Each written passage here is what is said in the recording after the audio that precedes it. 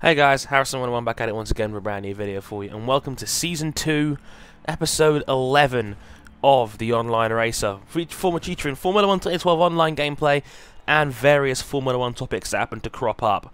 I'm looking forward to bringing this series back on a more regular basis because now the season's actually underway again and there's major newswave topics that keep coming up.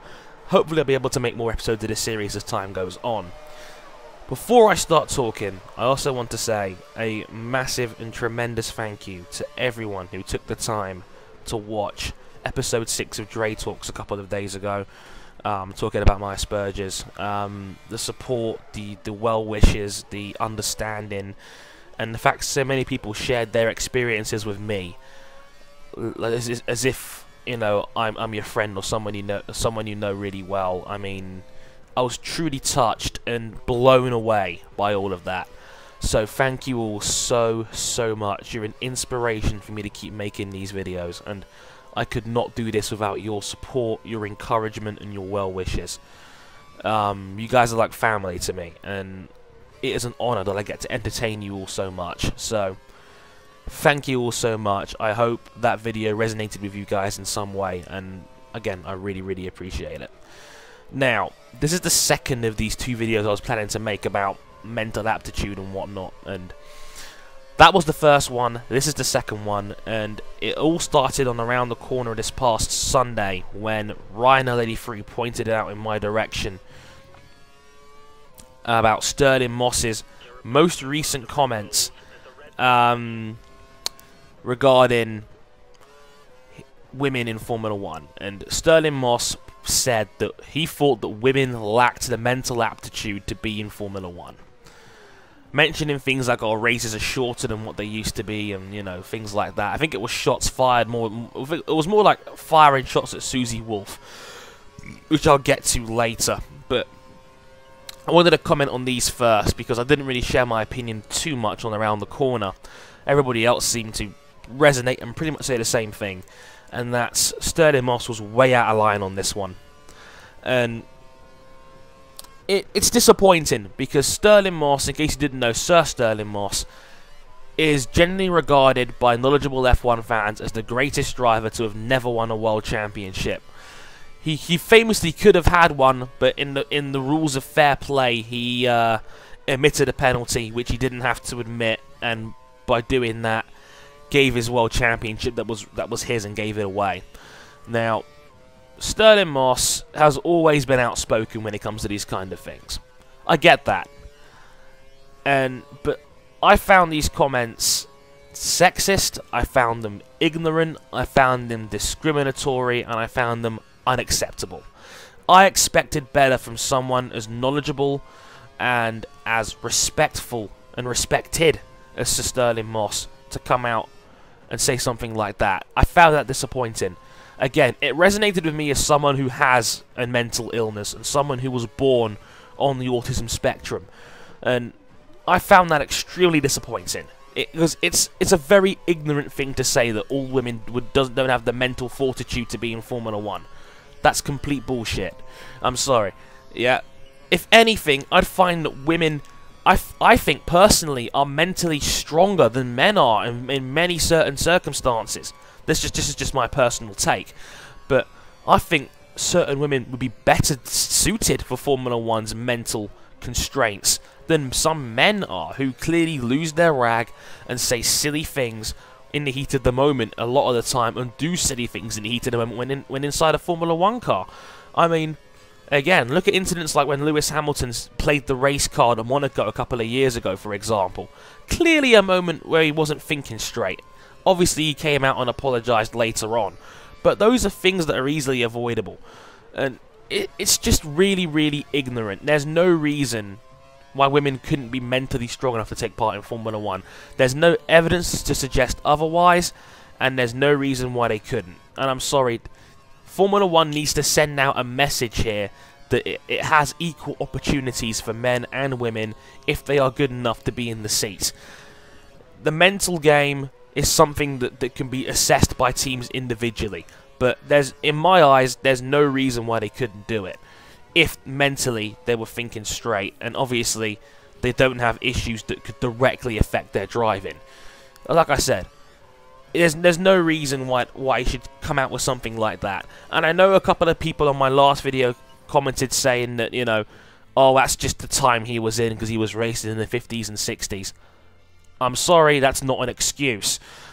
Get with the times. It's not 1963 anymore. I get it that Stirling Moss raced in the early years of Formula 1 and times were different than they are now. That's obvious. But it's 2013 now. You're 83 years old, okay? You've seen enough of the world to be able to open your eyes and realise that things are different from what they used to be.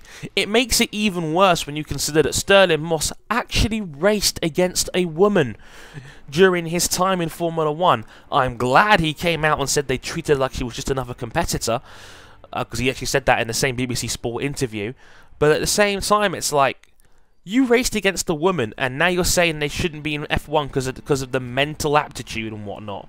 That's silly. Like, even as late as the early 90s, there was women taking part in Formula 1. And ironically, one of them was, I think the last one was in 92, racing for Williams. I can't remember her name. I'm sure somebody in the comments will tell me. But she couldn't qualify in 3 attempts.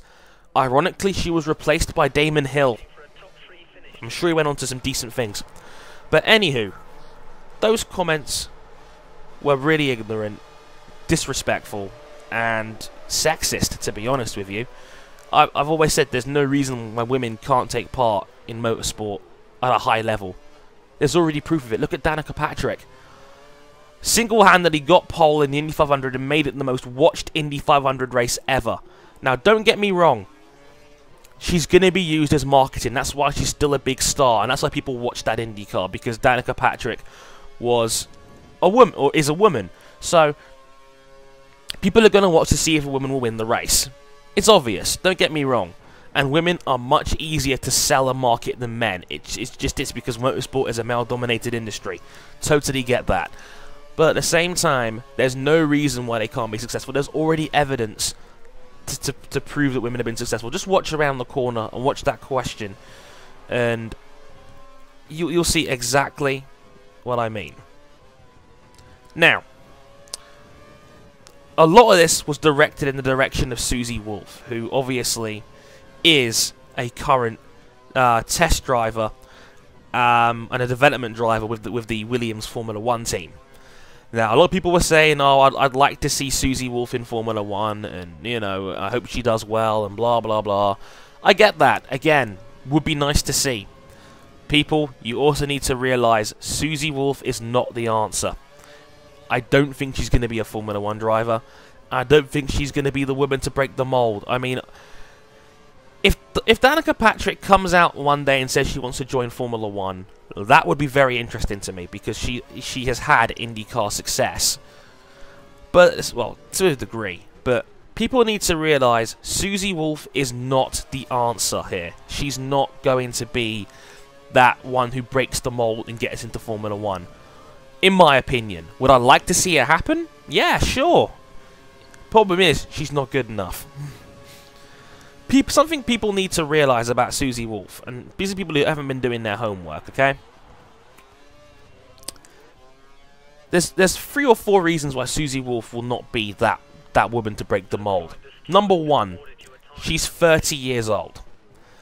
The average age of the grid in Formula 1 is 26 and a half. It's one of the youngest Formula 1 grids we've ever been in. Do you think a team will take a chance on someone like Susie Wolff when they can employ someone who's 21, 22, 23 and is able to bankroll their own seat in Formula 1? It's just how Formula 1 is these days. No one's going to be hiring 30-plus-year-old drivers anymore. It's just not how the sport is calibrated now. Teams will now rather take a chance on someone who is younger and someone who can pay for their own seat in terms of marketing revenue, rather than someone who's experienced and will bring results to the team. And that ties in directly to reason number 2. Susie Wolff is not experienced in Formula 1. She is not. I'm sorry. The majority of her racing career was in DTM. She was in DTM for 6 years, from 06 to 2012. That's 7 seasons she was in DTM. She never finished any higher than, I think it was 9th as in any individual race, her best was 7th, and that was in 2010. Overall, she's never finished any higher than 13th in a DTM season, and that was in 2010.